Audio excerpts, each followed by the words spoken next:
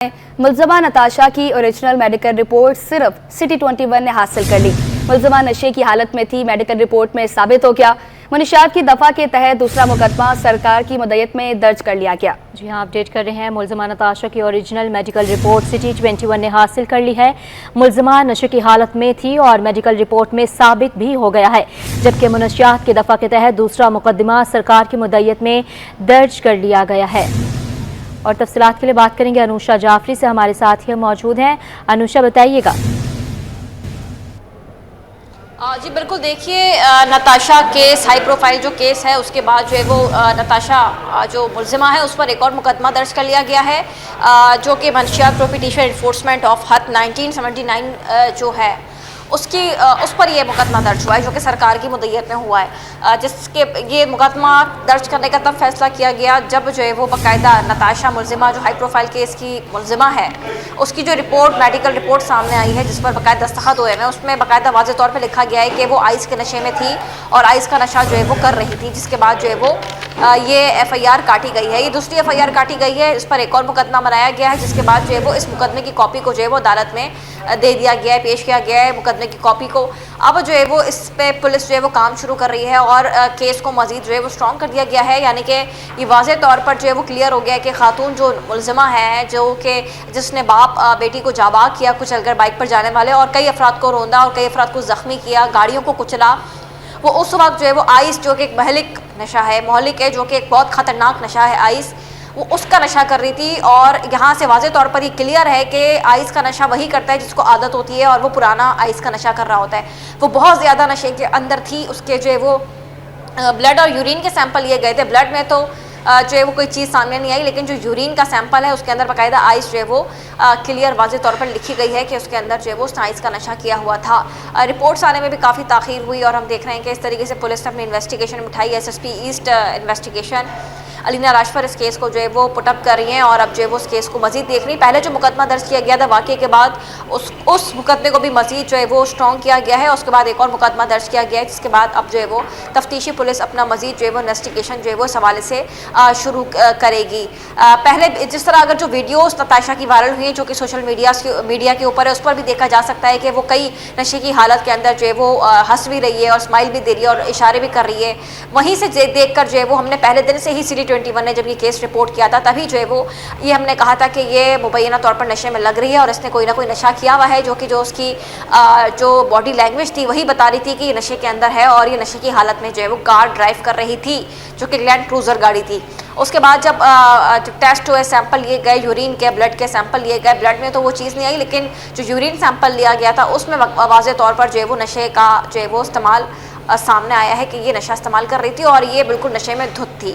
मुलजिमा नताशा को मुबैना तौर पर यही बताया जा रहा है कि शायद जेल में भी ये खबरें गर्दिश कर रही हैं आसपास के, उसको जेल में सहूलियात फराहम की जा रही है, मोबाइल जेल जो है वहाँ पर। अब इसमें कितनी सदाकत है ये अभी तक कोई इसका प्रूफ सच है सामने नहीं आ सका, लेकिन ये खबरें गर्दिश कर रही हैं कि उसको जो है वहाँ AC दिया गया है, वहाँ चॉकलेट उसको दी जा रही है, उसको बेड दिया गया है, उसको जो है वो बाकायदा तौर पर हर चीज़ सहूलियात वहाँ पर उसको फराहम की गई है वुमेन जेल के अंदर। इस हवाले से अभी फ़िलहाल कोई प्रूफ सामने नहीं आया जिसके बाद जो है हम दिखा सकें कि ये ऐसा वाकई है, लेकिन ये खबरें भी अभी गर्दिश कर रही हैं। और साथ ही साथ जो है वो अब ये 2 मुकदमे इस पर दर्ज हो गए हैं। एक जो है वो जो मुतासरा ख़ानदान था उसकी मुद्दत में दर्ज हुआ था, अब जो दूसरा मुकदमा किया गया है, केस को स्ट्रॉन्ग बनाया गया है, ये सरकार की मुद्दत में मुकदमा जो है वो दर्ज किया गया है। इसके अलावा जो है वो पहले ये जब इनिशियल रिपोर्ट आई थी, जब पता चला था, जब रिपोर्ट वाज़ेह तौर पर जो सिटी 21 ने आज हासिल की है, जिसमें लिखा हुआ है कि आइस का नशा जो है पाया गया है, पहले वर्बली जो है वो ये बात थी कि इनिशियल जो आई थी सामने कि आइस का नशा सामने आया। कब बात करेंगे, आसना कराची से 230 किलोमीटर दूर चला गया है। तूफान आसना आहिस्ता आहिस्ता कराची से दूर और बलोचिस्तान के नज़दीक जा रहा है। महकमा मौसमियात का बताना है कि अब कराची में तूफान के असरात कम होना शुरू हो गए हैं। इसी हवाले से मज़ीद तफसीलात जानेंगे अक्सा शाहिद से। जी अक्सा, इस हवाले से आगाह कीजिएगा।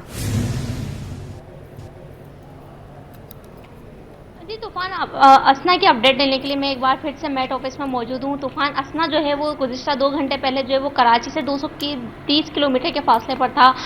अब ताज़ा तरीन अपडेट लेने के लिए मेरे साथ एक बार फिर से जो है वो मेट्रोलॉजिस्ट अंजुम नज़ीम मौजूद हैं, इनसे बात कर लेते हैं, जानते हैं कि अब कितने फासले पर आ चुका है साइक्लोन, और बताइएगा अब क्या सूरत हाल है। साथ ही साथ ये भी बताइएगा कि इस वक्त शहर के कौन कौन से इलाके में बारिश हो रही है। जी देखें, ये साइक्लोन जो है अब तक कराची से तकरीबन 300 किलोमीटर साउथ वेस्ट में वाक़या है, 280 किलोमीटर साउथ ऑफ औरमाड़ा है और 300 किलोमीटर गवादर के साउथ ईस्ट में है।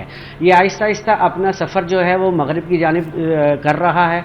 आप देखें तो ये कराची यहाँ पर इस जगह पर मौजूद है, तो ये इसके आउटर बैंड्स जो हैं ये कराची की तरफ आ रहे हैं और इसके वजह से इम्कानात है कि कराची पे मुख्तलिफ इलाकों में बारिश हो सकती है। ये कराची का नक्शा है। इस वक्त जो है कराची के साउथ ईस्ट में और सिंध के मुख्तलिफ मकामात पर बारिश हो रही है या कराची के नॉर्थ में हो रही है। तो ये आहिस्ता आहिस्ता रेन वेल्ट जो हैं वो कराची की तरफ आएंगे और इस बात की तवक्को है कि शाम तक कराची के मुख्तलिफ इलाकों में गरज चमक के साथ हल्की से मोतदिल बारिश हो सकती है। अच्छा, ये बताइएगा, साथ ही साथ हम ये जो स्क्रीन पे देख रहे हैं, अभी हमने एक और खबर देखी कि चीनी इदारे ने जो है वो अपना जो है वो सैटेलाइट पाकिस्तान की तरफ कर दी, इस पर क्या अपडेट है? जी देखें, महकमा मौसमियात की दरख्वास्त पर चाइना के मेट्रोलॉजिकल डिपार्टमेंट ने अपने जो उनका सेटेलाइट है FY2B उसके लेंसेज का जो रुख है वो हमारे अरेबियन सी की तरफ किया ताकि हम इसको मज़ीद डिटेल से एनालिसिस कर सकें और इसकी रेजोल्यूशन जो है वो 941 मीटर है, यानी कि 941 मीटर की डेप्थ तक जो है सेटेलाइट जो है इसको कैप्चर कर रहा है। इसकी वजह से जो है हमें प्रॉपरली नज़र आ रहा है कि क्लाउड किस तरह बन रहे हैं, इसकी मूवमेंट किस तरफ हो रही है और किस एरिया के अंदर जो है वो ज़्यादा क्लाउड हैं और किस एरिया के अंदर कम क्लाउड हैं। तो यानी ये एक फ़ायदेमंद बात है कराची वालों ये बिल्कुल फ़ायदेमंद है मौसमियात के लिए ताकि हम बेहतर प्रेडिक्शन दे सकें अपने लोगों को। अच्छा, ये कितने वक्त तक रहेगा इसका जो इस तरह का रुख किया गया है? जी, ये जब हमने उनसे दरख्वास्त की थी तो जब तक इसका लाइफ स्पैन है अरेबियन सी के अंदर, तो जब तक जो है ये इसी तरह रहेगा और जब ये इख्तिताम पजीर हो जाएगा तो इसकी नॉर्मल पोजीशन हो जाएगी। यानी इस वक्त जो आपने बारिशों का सिलसिला बताया वो नॉर्थ में बारिश इस वक्त कराची के हो रही है और शाम तक जो वो शहर भर में मुतवक्का है? जी बिल्कुल। जी बिल्कुल, यकीनी तौर पर जो वो शहर भर में शाम तक जो वो बारिशें होंगी और ज़ेर असर हम ये भी देख रहे हैं समंदरी तूफ़ान के बारे में कि जो ज़ेर असर कराची है उसमें जो वो ठंडी हवाओं का सिलसिला चल रहा है। शहर कराची वाले ऐसे मौसम से काफ़ी खुश हैं और यही नहीं, इसके बाद भी इस डीप डिप्रेशन, इस तूफ़ान समंदरी असना के बाद जो है वो कराची में मज़ीद 1 से 2 स्पेल जो है वो आएंगे और मौसम जो है वो इसी तरह खुशगवार रहेगा। जी बहुत शुक्रिया आपका। जी अक्सर आप अपने नाज़रीन को यहाँ पर अपडेट कर रहे हैं। मूसलाधार बारिश की कराची में 1 से 2 स्पेल आएंगे और महकमा मौसमियात की जानिब से ये कहा गया है आसना कराची से 230 किलोमीटर दूर चला गया है, जबकि तूफ़ान आसना आहिस्ता आहिस्ता कराची से दूर और बलूचिस्तान के नज़दीक जा रहा है। महकमा मौसमियात का बताना है कि अब कराची में तूफ़ान के असरात कम होना शुरू हो गए हैं और यहाँ पर आपको अपडेट कर रहे हैं आसना कराची से 230 किलोमीटर दूर चला गया है। तूफ़ान आसना आहिस्ता आहिस्ता कराची से दूर और बलूचिस्तान के नज़दीक जा रहा है। महकमा मौसमियात का बताना है कि अब कराची में तूफ़ान के असरात कम होना शुरू हो गए हैं और आपको यहाँ पर बताते चलें कि महकमा मौसमियात ने साथ ही साथ बारिश की भी पेशगोई की है। बताना है कि मूसलाधार बारिश के कराची में 1 से 2 स्पेल आएंगे और कल तक तेज़ हवा और तेज़ बारिश का इम्कान भी है, जबकि महकमा मौसमियात बहिरा अरब के शुमाल मशरिक में आने वाला समंदरी तूफ़ान आसना गुज़िश्ता 6 घंटों के दौरान मगरिब की जानिब बढ़ गया है। जी हाँ, महकमा मौसमियात की जानिब से कहा गया है कि मूसलाधार बारिश के कराची में 1 से 2 स्पेल मज़ीद आएंगे। कल तक तेज़ हवा और तेज़ बारिश का इम्कान भी है, जबकि महकमा मौसमियात बहिरा अरब के शुमाल मशरिक में आने वाला समंदरी तूफ़ान आसना गुज़िश्ता 6 घंटों के दौरान मगरिब की जानिब बढ़ गया है।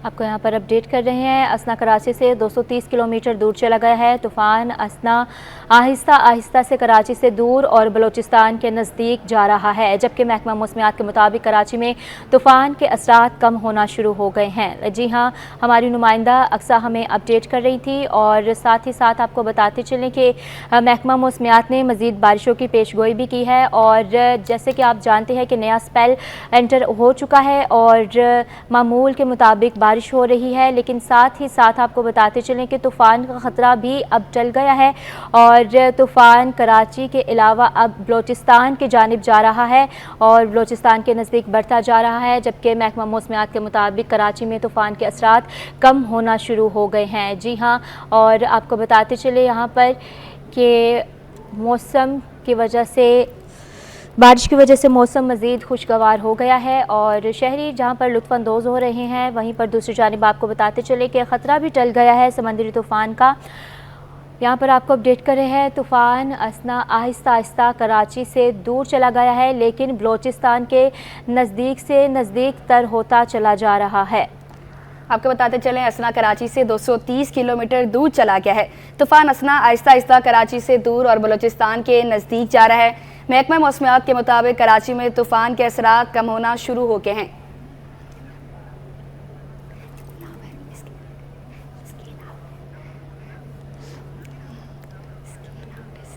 जी हाँ, अपडेट कर रहे हैं आपको, अहम खबर है और आपको बता रहे हैं कि खतरा टल गया है और लैपटॉप में भी स्केल आउट।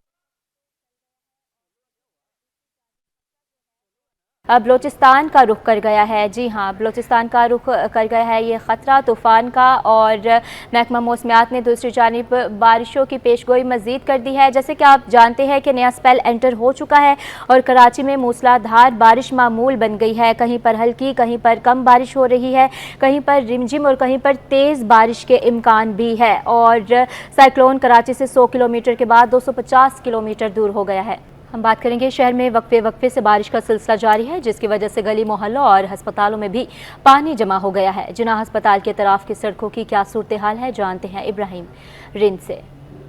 बिल्कुल, शहर के मुख्तलिफ इलाकों में बारिश के दौरान और बारिश के बाद जो है मुख्तलिफ शहराहों पर, सड़कों पर, गली मोहल्लों में बारिश का पानी जमा हो चुका है, जिसकी वजह से वहाँ से गुजरने वाले अफराद को मुश्किलात का सामना है। जबकि इस वक्त हम मौजूद है जिन्ना अस्पताल के करीब। यहाँ पे भी जिन्ना अस्पताल, NICH अस्पताल और कौमी इदारा बराए इमराज कल्ब, 3 बड़े हॉस्पिटल यहाँ पर मौजूद हैं और यहाँ से गुजरने वाली एम्बुलेंसेज, दीगर ट्रैफिक की भी शदीद मुतासर हैं। जबकि मुसाफिर, मरीज़, तिब्बी अमला और दीगर अफराद को भी शदीद मुश्किलात का सामना है। आप देख सकते मनाजिर में कि अभी भी बारिश का पानी जो है वो नहीं निकाला जा सका, जिसकी वजह से यहाँ से गुजरने वाले अफराद को शदीद मुश्किलात का सामना है। इतना बारिश का पानी है कि यहाँ से गुजरने वाली जो गाड़ियाँ वो शदीद मुश्किलात का शिकार होकर यहाँ से गुजर रही हैं और सूरत हाल इंतहाई ख़राब है। अभी तक बारिश का पानी नहीं निकाला जा सका। इसी तरह जिन्ना अस्पताल के मुख्तलिफ शोबाजात में भी बारिश का पानी जमा है, जिसको निकालने के लिए इकदाम किए जा रहे हैं। जबकि इसी तरह कौमी इदारा बराए इमराज कल्ब के मरकज़ी गेट और मुख्तलिफ शोबाजात में भी बारिश का पानी जमा है। जबकि इसके साथ साथ सिविल अस्पताल, न्यू कराची अस्पताल,